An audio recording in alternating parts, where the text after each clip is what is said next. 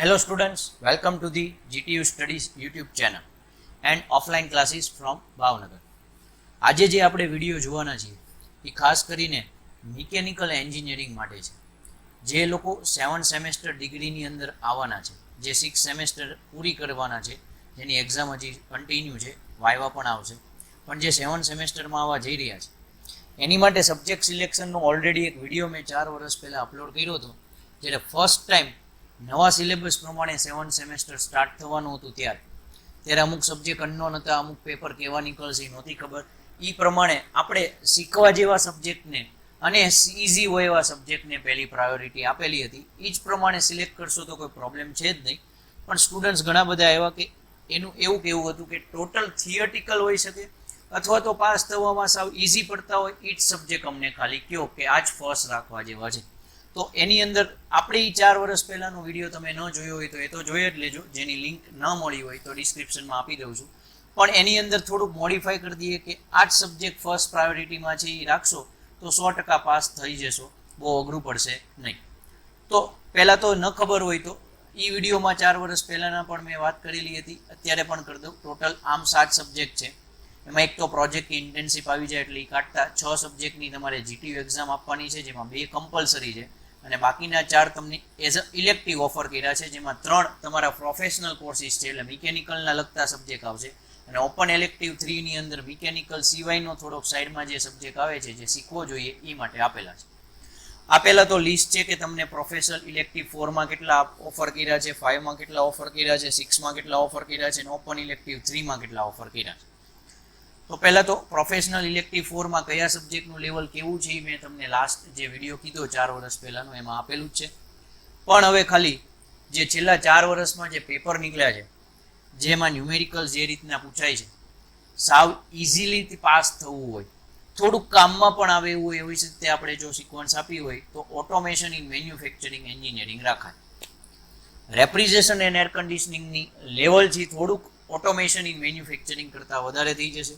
Theory થોડીક છે એ hard આવે અને પ્લસ ન્યુમેરિકલ પણ આવતા હોય છે એટલે આપણે એને લાસ્ટ વિડીયોમાં ફર્સ્ટ સિક્વન્સ ઉપર હતું એ સેકન્ડમાં કરી દીધું છે. આ બેમાંથી છે એ મારું સજેશન છે કે સિલેક્ટ કરવું જોઈએ. બાકીના 3ને આપણે લગભગ વિચારાય નહીં. બાકીના છેલ્લો જે મેં યલો ને રેડ કલરમાં દેખાડ્યું છે એ પ્રમાણે તમારે જો સિલેક્ટ કરવો હોય તો સાવ હાર્ડ લેવલની અંદર ગેમ રમતા હોય એવું ફીલ થશે એટલે તમારે એ પ્રમાણે મહેનત કરવાની થશે.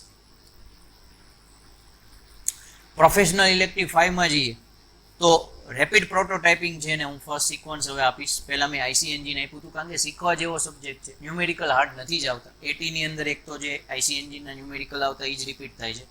છતાંય તે સ્ટુડન્ટ કહે છે કે સાવ થિયરિટિકલ બેઝ જઈને સાવ થોડુંક ઇઝીલી તમે પાસ કરી શકો એવું કરવું હોય તો રેપિડ પ્રોટોટાઇપિંગને નંબર 1 અને IC એન્જિનને નંબર 2 આપ્યા. આ બેમાંથી જ એક સિલેક્ટ કરવા, બાકીના 3 સબ્જેક્ટ સિલેક્ટ ના જ કરવા, અગેન તમને હાર્ડ લેવલ પડી જશે. હવે જો તમે પ્રોફેશનલ ઇલેક્ટિવ 6ની વાત કરો છો તો એમાં ક્વોલિટી એન્ડ રિલાયબિલિટી એન્જિનિયરિંગ અને પ્રોજેક્ટ મેનેજમેન્ટ સિલેક્ટ કરવા જોઈએ. બાકીના 2 સબ્જેક્ટ તમારે સિલેક્ટ કરવાના નથી. એ સિવાય ખાસ હવે લાસ્ટ 4 યર્સ પહેલાંનો જે વિડીયો હતો અને આ વિડીયોમાં જે ખાસ મેજર મારે જે ચેન્જ કેવો હતો કે એ સબ્જેક્ટ સાવ નવા હતા એટલે એના વિશે ટોટલી આઈડિયા ના હોય.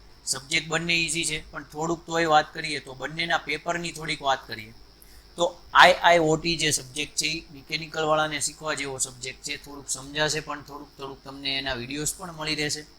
પણ થાય છે એવું કે મોસ્ટ ઓફ પેપર જે 7 કે 8 પેપર નીકળ્યા છે એની અંદરથી 5 કે 6 પેપરમાં સ્ટુડન્ટ્સનું એક જ રિવ્યૂ હતું કે થોડુંક પેપર હાર્ડ હતું, ટ્વિસ્ટેડ નીકળે છે, થોડુંક ડિફિકલ્ટ રહી છે લખવાનું, થોડુંક પ્રોબ્લેમ આવે છે એવું થોડુંક ઓવરવ્યૂ કહી શકાય. પણ જે nano technology and surface engineering છે NTSE શોર્ટ ફોર્મમાં, એમાં એક એવો રિવ્યૂ હતો કે સબ્જેક્ટ વાંચવામાં થોડોક અઘરો પડે એમ છે કારણ કે ગોખવાનું વધારે આવે છે, સમજાતું નથી હોતું, પણ પાકું થઈ જતું હોય છે એટલું અઘરું નથી હોતું. પણ બુક સાવ નાની એવી છે ને પ્લસ પેપર છે એમાંથી જે પણ બુકમાં કે જે સિલેબસમાં લખેલા ટોપિક છે એ બેઠા જ પૂછાય છે, એમાં કોઈ ટ્વિસ્ટેડ નથી હોતું. એટલે પેપરનો રિવ્યૂ જોઈએ તો દરેક વખતે સ્ટુડન્ટ્સ એવું જ કીધું છે કે પાસ આરામથી થઈ જશું, પેપર સાવ ઇઝી હતો. એટલે કમ્પેરેટિવલી NTSE થોડીક વાંચવામાં મજા નહીં આવે પણ સમજાઈ જાય, થોડુંક વાંચશો તો પેપર સાવ ઇઝી છે. IIoT સમજવામાં ઇઝી છે, શીખવું હોય તો સારું છે પણ પેપર થોડુંક ટ્વિસ્ટેડ આવે છે. એટલે બંનેમાંથી તમે કોઈ પણ સિલેક્ટ કરી શકો છો, કોઈ પ્રોબ્લેમ નથી.